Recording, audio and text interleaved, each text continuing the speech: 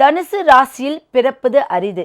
ஏன்னா திரிகோணமாகிய 1, 5, 9 அப்படிங்கிறது நம்மளுடைய ஒரு முன்னேற்றத்துக்குரிய அந்த ஒரு அமைப்பு.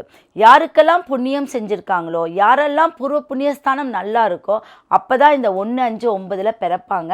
அது லக்னமாகவோ இல்லை ராசியாகவோ அவங்களுக்கு நல்லா அமையும். அப்போது அரிது அரிது தனுசில் பிறப்பது அரிதுன்னு சொல்லுவாங்க. ஏன்னா அந்த தனுசுங்கிறது குருவுடைய வீடு. ஒரு ஆசானாக ஆகக்கூடிய அமைப்பும் உங்களுடைய குலதெய்வத்துடைய அனுகிரகம் நம்மளுக்கு முழுமையாக வேணும் அப்படின்னா தனுசு ராசிக்காரங்களுக்கு நிச்சயம் உண்டு.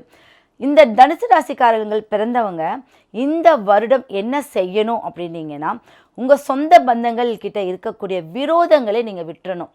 நிறைய விரோதங்கள் இருக்கும், நிறைய பகைகள் இருக்கும், சாபங்களும் நம்மளுக்கு அதன் மூலியமாக தான் வரும். அப்போ இந்த ஆண்டு நீங்கள் என்ன பண்ணணும் அப்படின்னா, நம்ம குடும்பத்தை சேஃப் ஆக்கணும். எப்பவுமே நம்ம குடும்பத்தை வந்து ஒரு சேஃப் நிலையில் கொண்டு வரணும்.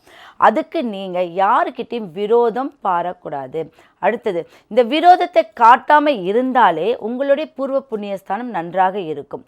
அடுத்தபடியாக அவர்கள் என்ன செய்யணும் அப்படின்னா, உங்களுடைய சொந்தக்காரங்க யாராவது நீங்களே தெரியாமல் யாருக்காவது நல்லா இருக்கக்கூடாதுன்னு சொல்லியிருந்தாலோ இல்லை மற்றவர்களுடைய சாபத்தை நீங்கள் வாங்கியிருந்தாலோ இந்த வருஷம் உங்களுக்கு அற்புதமாக என்ன பண்ணலாம், நிவர்த்தி பண்ணலாம் அப்படின்னா, ஒரு 7 பெண் குழந்தைகள் எடுத்துக்கோங்க. 7 பெண் குழந்தைகளுக்கு நீங்கள் ஏதாவது ஒரு gift வாங்கி கொடுங்க. அது உங்களுக்கு நல்ல ஒரு பலன். சப்த கண்ணீர்களுடைய உங்களுடைய அமைப்புக்கு சூப்பராக இருக்கும்.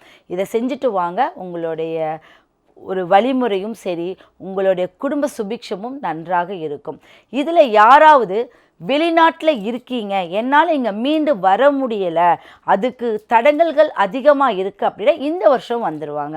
அவங்க நல்ல செட்டிலோட, என்னால் பாதியில் நான் விட்டுட்டு வரல, நல்லா நான் சம்பாரிச்சிட்டேன், என் குடும்பத்தோடு வந்து ஒன்றா இருக்கேன் அப்படின்னு சொல்லி கண்டிப்பாக வருவாங்க. ஒரு தந்தை ஒரு மகனுக்காக கோரிக்கையாக ஏதாவது வச்சுருப்பாங்க. அதுவும் இந்த வருஷம் கண்டிப்பாக நன்றாக நடக்கும்.